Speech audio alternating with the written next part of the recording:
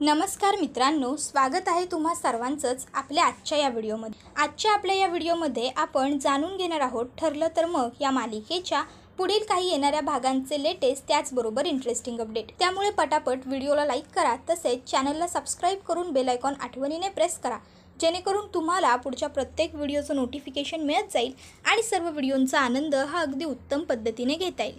चला तर मग मित्रांनो, अजिबात वेळ वाया न घालवता सुरुवात करूया आपल्या आजच्या या व्हिडिओला। तर आतापर्यंत आपण इथे असं पाहिलेलं आहे की आता पोलिसांनी सायलीला लहान मुलाला किडनॅप केल्याच्या केसमध्ये अटक केलेली आहे आणि आता पोलीस हे अर्जुनला सायलीला भेटूसुद्धा देत नाही आहेत। आणि आता जर अर्जुनला सायलीला भेटायचं असेल तर त्याला पहिलं तर तिला निर्दोष कोर्टामध्ये सिद्ध करावं लागेल, आणि निर्दोष कोर्टात सिद्ध करायचं म्हटलं तर पुरावे हे आलेच, हे तर आपल्या सगळ्यांनाच माहीत आहे। मग आता सायलीला निर्दोष सिद्ध करण्यासाठी अर्जुन आणि चैतन्यने पुरावे शोधायला सुरुवात केलेली आहे। आता अर्जुनच्या हाती कोणतेही पुरावे लागत नसतात, त्यामुळे अर्जुन हा खूप जास्त टेन्शनमध्ये असतो। त्याला कळत नसतं की आता आपण नेमकं करावं तर काय, कारण आपल्याला सायलीला काहीही करून निर्दोष सोडवायचं आहे, पण ते कसं या गोष्टींचा विचार आता तो करत असतो। इतक्यात त्या ठिकाणी चैतन्य येतो आणि चैतन्य हा आता अर्जुनला समजावून सांगतो, हे बघ अर्जुन, तू एक गोष्ट विसरतोयस की तू पनवेलमधला सगळ्यात बेस्ट लॉयर आहेस। आजपर्यंत तू कोणतीही केस हरलेला नाही आहेस, मग आज तुला भीती का वाटते? हे बघ, डॉक्टर ज्यावेळेस स्वतःच्या घरच्यांचं ऑपरेशन करायला लागतो ना, त्यावेळेस त्याचे हात थरथरतात, पण त्यावेळेस त्याने खरं तर हात थरथरवून न घेता त्याच्यावरती योग्य ते उपचार करायचे असतात, कारण त्याच्या इतके योग्य उपचार त्याच्या माणसावरती दुसरं कोणीही करू शकत नसतं, कारण ती व्यक्ती त्याची असते। त्याचप्रमाणे आपल्याही प्रोफेशनचं आहे। तू जितक्या काळजीपूर्वक सायली वहिनीला या सगळ्यातून बाहेर सोडवून काढशील, जितक्या लवकरात लवकर तितकं कोणीच नाही काढू शकणार, पण त्यासाठी तुला हिम्मत धरावी लागेल। तर आता रविराज काकासुद्धा त्या ठिकाणी आलेले असतात आणि रविराज काकासुद्धा आता अर्जुनला हीच गोष्ट समजावून सांगत म्हणतात, हे बघ अर्जुन, तुला धीर धरावा लागेल। अरे माझ्या हाताखाली शिकलेला मुलगा आहेस तू, आजपर्यंत कोणतीही केस हरलेला नाही आहेस, आणि आज स्वतःच्या बायकोला जर या संकटातून तुला बाहेर काढायचं आहे तर तू असा डगमगशील नाही। अर्जुन, हे बघ, आज तुला खरं उतरायचं आहे आपल्या प्रोफेशनवरती आणि दाखवून द्यायचं आहे की समोर कोणतीही व्यक्ती असो तरी तिच्याशी आपलं काही नातं असलं आणि काही नसलं तरीसुद्धा आपण प्रत्येकासाठी तसंच लढतो, प्रत्येकाला न्याय हा आपण मिळवून देतोच। अर्जुन म्हणत असतो, तुम्ही दोघंही जे सांगताय ते सगळं मला कळतं आहे, पण तरीही मला थोडीशी धास्ती वाटते आहे या सगळ्याची। त्याबरोबर आता चैतन्य हा अर्जुनला म्हणतो, धास्ती वगैरे काही नसतं रे, आता फक्त बिंदास लढायचं, बिंदास लढ। त्यानंतर आता दोघांनीही पुरावे शोधायला सुरुवात केलेली असते। सुरुवातीला तर त्यांच्या हाती काहीही पुरावे लागत नसतात, पण नंतर त्यांना ती गोळेवाली बाई सापडते, जिच्याकडे आता सध्या तो लहान मुलगा आहे।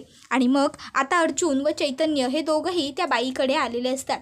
ती बाई आता दुपारच्या वेळी तिचा धंदा करत असते। इतक्यात अर्जुन हा तिकडे येतो आणि तुम्ही एखाद्या लहान मुलाला पाहिलं आहे का असं विचारतो। आता ती बाई जरा घाबरते, गोंधळते आणि म्हणते, मी आणि लहान मूल नाही, माझा काय संबंध? माझ्या धंद्यावरती कितीतरी लहान मुलं गोळा घ्यायला रोजच येत असतात, मी आता किती ना लक्षात ठेवणार? बरं मला सांगा, तुम्ही पोलीस आहात का? त्याबरोबर आता त्या बाईने असा प्रश्न विचारल्यावर अर्जुन आणि चैतन्य एकमेकाकडे बघून हसतात आणि अर्जुन त्या बाईला म्हणत असतो, नाही, आम्ही पोलीस नाही आहोत, पण तुमचा हा धंदा नक्कीच बंद करू शकतो, एवढं पावर आहे आमच्याकडे। आता अर्जुनने असं म्हटल्याबरोबर ती बाई घाबरते। अर्जुन म्हणत असतो, जर खरं सांगितलं तर तुम्ही आणि तुमचा धंदा दोन्हीही वाचेल, आता काय करायचं ते तुम्ही ठरवा। ती बाई लगेचच अर्जुनच्या समोर हात जोडायला लागते आणि म्हणायला लागते, अहो साहेब, प्लीज असं काहीही करू नका, मी खरोखर खूप गरीब आहे हो, जर तुम्ही माझा धंदा बंद पाडला तर मी काही करू शकणार नाही। हे बघा, मी मुद्दामून काही केलेलं नाही आहे, तो मुलगा माझ्याचकडे आहे, आता तो मुलगा माझ्याचकडे आहे असं त्या बाईने सांगितल्याबरोबर अर्जुन लगेचच म्हणतो, काय? तो मुलगा जो किडनॅप झाला तो तुमच्याकडे आहे, तुमच्या घरी, तुमच्या ताब्यात? त्याबरोबर ती बाई सांगत असते, हो साहेब, तो पोरगा माझ्याकडेच आहे, पण मी खरं सांगते, हे सगळं मी मुद्दाम नाही केलं। त्याबरोबर पुढे ती सांगत असते, अहो साहेब, त्या पोराला घेऊन काल रात्री 2 गुंड आमच्या घरी आले होते. त्यांनी आम्हाला चाकू दाखवला आणि सांगितलं की ह्या पोराला जोवर आम्ही सांगत नाही तोवर तुमच्याच घरी ठेवायचं. मग काय, चाकूतला कोणी बी घाबरलंच की साहेब. त्यात त्यांनी आम्हाला सांगितलं की तुमचा कोतळा बाहेर काढू. मग काय करणार आम्ही? मी आणि माझा नवरा दोघंच असतो घरी. मग आम्ही त्या पोराला आमच्याकडे ठेवून घ्यायचं ठरवलं आणि म्हणून आम्ही त्या पोराला आमच्याजवळ ठेवून घेतलं. आम्ही मुद्दामून काय नाही केलं साहेब. अहो, त्यांनी उलट जेवढं सांगितलं आम्ही तेवढंच केलं. मी खरं बोलतेय असं म्हणायला लागते. त्याबरोबर आता त्या बाईचा म्हातारा नवरा त्या लहान मुलाला घेऊन त्या ठिकाणी पोहोचलेला असतो. ती बाई म्हणते, तो बघा, तोच पोरगा आहे तो. त्याबरोबर अर्जुन आणि चैतन्य त्या मुलाकडे बघतात. तर आता लगेचच इकडे अर्जुन हा त्या बाईला सांगतो की आम्हाला सगळं खरं तुम्ही सांगितलंय, हे तुम्ही त्या व्यक्तीला सांगायचं नाही ज्याने तुम्हाला हे सगळं करायला लावलंय. आणि आता मला हे सांगा की हे सगळं तुम्हाला कोणी करायला लावलं? त्यावर ती बाई म्हणते, साहेब मी नाही ओळखत त्या माणसांना. अहो, त्यांच्या चेहऱ्याला कपडे बांधलेले होते. अर्जुन म्हणतो, बरं ठीक आहे, काहीच हरकत नाही. तर चैतन्य म्हणतो, मग तुम्ही कोर्टात येऊन साक्ष द्या की हा मुलगा तुमच्या ताब्यात होता म्हणून. हा मुलगा सायली वहिनींनी किडनॅप केलेला नाही आहे. त्याबरोबर लगेचच ती बाई म्हणायला लागते की जर असं काही केलं तर ते लोक मला सोडणार नाही, मला जीवानिशी मारून टाकतील हो साहेब. त्यावर अर्जुन म्हणत असतो, काळजी करू नका, तुमच्या जीवाला काही नाही होणार. पण जर तुम्ही कोर्टात साक्ष दिली नाही ना, तर माझ्या बायकोला ज्या मुलाच्या किडनॅपिंगबद्दल अटक झाली आहे तिला तर मी निर्दोष सोडवेन, पण मी त्याच्याऐवजी तुम्हाला अडकवेन. कारण तो मुलगा तुमच्या ताब्यात आहे. माझ्या बायकोचा त्या मुलाशी काही संबंध नाही आहे. समजलं? आता तुम्ही ठरवा तुम्हाला काय करायचं आहे, जेलमध्ये जायचं आहे की माझी मदत करायची आहे, कोर्टात साक्ष द्यायची. त्याबरोबर आता ती बाई म्हणते, ठीक आहे साहेब, मी कोर्टात येऊन सांगायला तयार आहे की तो पोरगा माझ्याकडं होता आणि मी त्याला माझ्याजवळ ठेवून घेतला होता. त्यानंतर आता सायलीच्या कोर्टाची इयरिंग लागलेली असते. आज तिच्या पहिल्यांदा तारीख असते. तिला कोर्टात स्वतः एक गुन्हेगार म्हणून हजर व्हायचं असतं आणि या गोष्टीमुळे अर्जुन खूप जास्त नर्वस असतो. रविराज काका त्याला समजावून सांगतात, अर्जुन हे बघ, ही वेळ नर्वस होण्याची नाही तर खंबीरपणे उभं राहून लढण्याची आहे. तुझ्या बायकोला आज तुलाच निर्दोष सिद्ध करायचं आहे आणि सगळी आज जी काही पॉवर आहे ती तुझ्या हातात आहे असं समज आणि पूर्ण शक्ती प्रणाला लाव आणि सायलीला या सगळ्यातून निर्दोष सोडव. त्यानंतर आता रविराज काकांना एक फोन येत असतो. रविराज काका फोन कट करतात. पुन्हा रविराज काकांना फोन येत असतो. आता हा नंबर हा निनावी असतो, त्यामुळे रविराज काकांना कळत नसतं की हा नंबर कोणाचा आहे. आता खरं तर हा खेळ प्रियाच खेळत असते, जेणेकरून रविराज काका कोर्टातून बाहेर पडावे आणि अर्जुन एकटा पडावा. नंतर आता रविराज काका हे अर्जुनला समजावून सांगतात की हे बघ अर्जुन, काहीही झालं तरी आज तुला हार मानायची नाही आहे, आज तुला जिंकायचं आहे. त्यावर अर्जुन म्हणतो, येस सिनियर, माझ्या लक्षात आहे. त्यानंतर लगेचच इथे अर्जुन म्हणायला लागतो, सिनियर अरे कोणाचा फोन आहे, केव्हापासून येतोय, किमान चेक तरी कर. त्यावर रविराज काका म्हणतात की मी नंतर करेन, आधी कोर्टाची हिअरिंग पूर्ण होऊन जाऊ देत.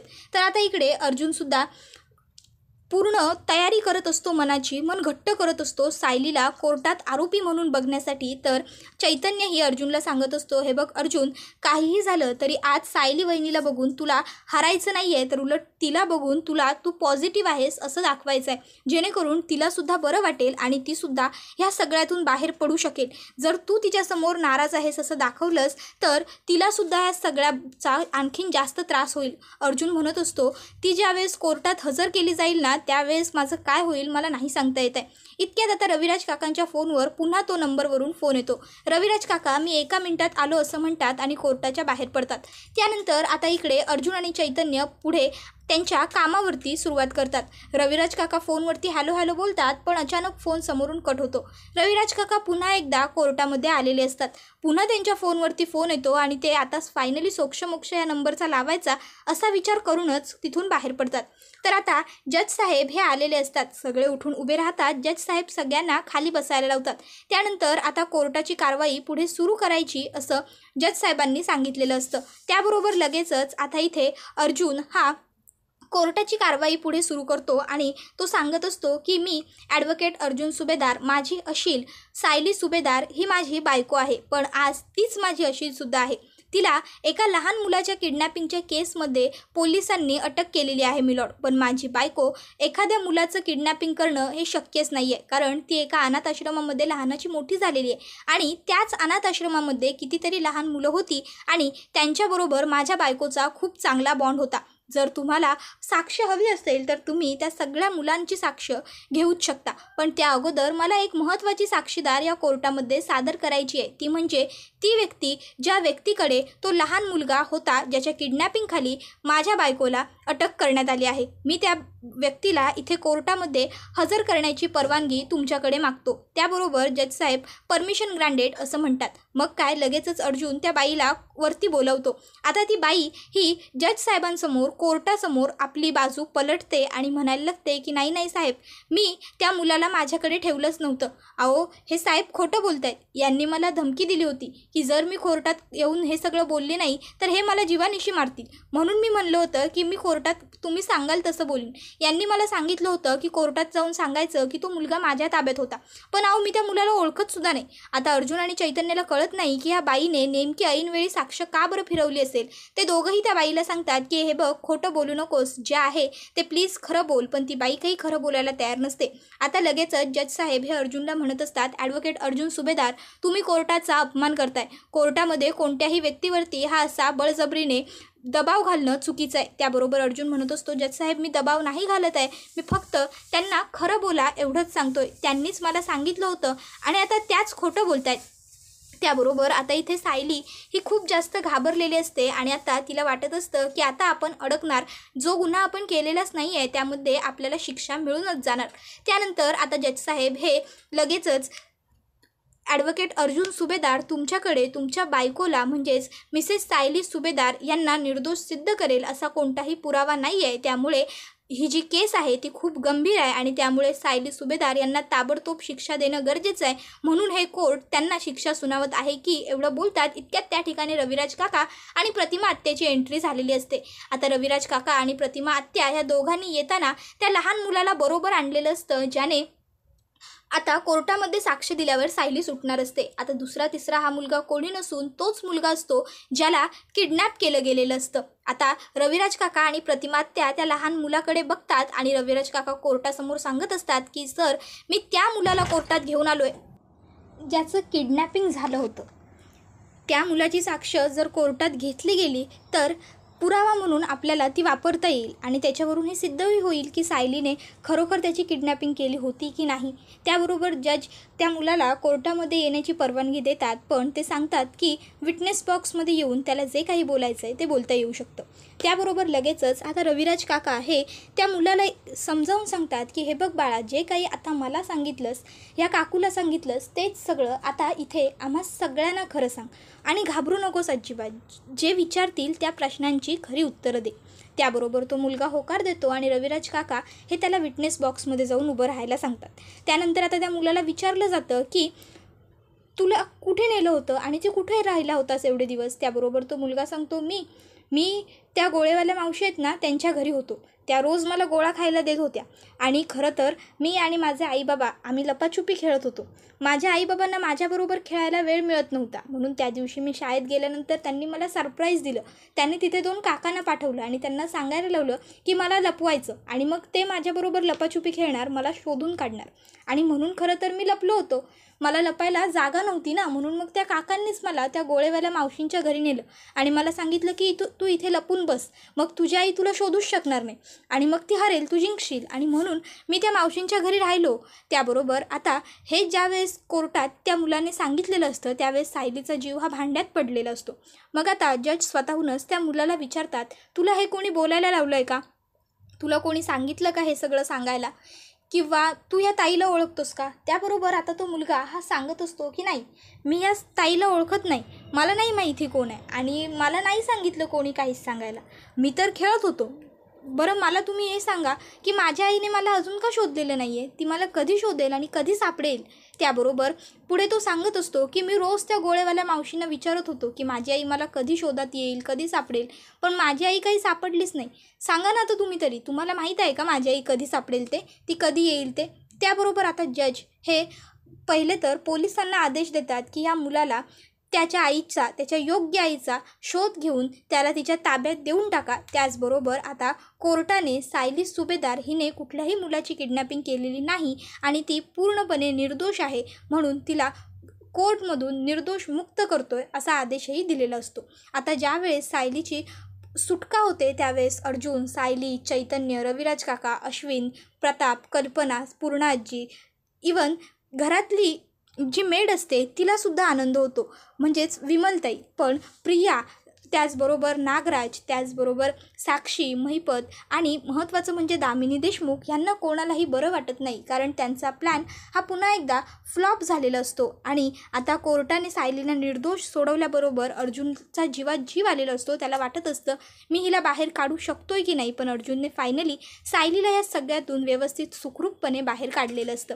त्यानंतर आता घरी आल्यावर कल्पना छान सायलीला ओवाळून वगैरे तिचं स्वागत केलं जातं आणि तिला छान घरामध्ये घेतलं जातं. आता प्रियाला तर या सगळ्यात काहीच इंटरेस्ट नसतो, पण तरीसुद्धा ती खुश आहे असं खोटं खोटं नाटक तिला घरातल्या सगळ्यांसमोर करायला लागत असतं. त्यानंतर आता सायली ही कल्पनाला म्हणत असते, आई तुम्ही मला माफ केलंत ना, एवढीच गोष्ट माझ्यासाठी पुरेशी आहे. त्यानंतर आता पूर्ण आजीसुद्धा सायलीबरोबर पूर्वीसारखी बोलायला लागलेली आपल्याला पाहायला मिळते. त्यानंतर आता सायली ही प्रतिमा आत्याला घट्ट मिठी मारते. प्रतिमा आत्या सायलीकडे आलेली असते आणि ती तिला म्हणत असते की मला माहीत होतं तू असं काही करूच शकत नाही सायली, हे जे काही बोलत होते ना सगळं ते खोटं होतं. शेवटी माझ्या मनाने मला जे सांगितलं तेच खरं ठरलं. त्यावर सायली म्हणत असते थँक्यू सो मच प्रतिमा आत्या, माझ्यावरती इतका विश्वास ठेवल्याबद्दल. आता त्या दोघीही छान गप्पा वगैरे मारत असतात, छान सगळ्यांचं बोलणं सुरू असतं. इतक्यात त्या ठिकाणी मधुभाऊंना अर्जुनने बोलावून आणलेलं असतं आणि आता सायलीला समोर बघून मधुभाऊंनासुद्धा खूप आनंद होतो, खूप बरं वाटतं. सायलीसुद्धा खूप खुश होते, मधुभाऊंना भेटते आणि त्यानंतर मधुभाऊ म्हणत असतात साऊ बाळा तुला माहिती आहे का, तुला अटक झाली हे ज्यावेळेस कळलं त्यावेळेस मला केवढं टेन्शन आलं होतं ते, पण नेमकी तुला अटक तरी कशासाठी झाली होती ते तरी मला सांग. मग सायली आता मधुभाऊंना म्हणत असते मधुभाऊ नको ते जुने विषय, उगाचच्या उगाच तुम्हालाही त्रास होईल आणि मलाही. आता खरं तर सायली मुद्दामूनच मधुभाऊंना हे सांगणं टाळत असते, कारण जर त्यांना ही गोष्ट कळली तर त्यांना या गोष्टीचं टेन्शन येईल की हे सगळं साऊच्याच बाबतीत का झालं आणि कोणी केलं. त्यानंतर आता इकडे अर्जुनने ठरवलेलं असतं की हे जिने कोणी केलं आहे त्यांना काही मी सोडणार नाही, त्यांना मी शोधून काढणार आणि त्यांच्या पापाचं फळ हे मी भोगायला लावणारच. त्याबरोबर आता दुसरीकडे साक्षी ही प्रियावर खूप जास्त चिडलेली असते, कारण आता इथे अर्जुनने सायलीला तर सोडवलेलं असतंच, पण त्याबरोबर त्याने आता हा निश्चयसुद्धा केलेला असतो की ज्याने कुणी माझ्या बायकोला अडकवण्याचा प्रयत्न केला आहे मी त्याला सोडणार नाही. त्यामुळे आता साक्षी ही प्रियाच्या एक खणखणवून मुस्काटात पेटवून देत तिला म्हणत असते कशाला असे फालतू प्लॅन बनवायचे जे वर्क करता येत नाहीत. आता जर त्या सुभेदारने शोधून काढलं की या सगळ्याच्या मुळाजवळ आपण होतो तर तो आपल्याला सोडणार नाही, आपलं आयुष्य संपलं, मला तर मी स्वतः फाशीच्या फांद्यावरती बघते आहे, तुला कळतंय का तू काय केलं असते, असं सगळं ओरडायला लागते. त्याबरोबर हा व्हिडिओ इथेच संपतो. व्हिडिओ आवडला तर व्हिडिओला लाईक करा, चॅनलला सबस्क्राईब करा आणि बेल आयकॉन प्रेस करा. पुढचा व्हिडिओ येईपर्यंत टाटा बाय बाय, धन्यवाद, टेक केअर.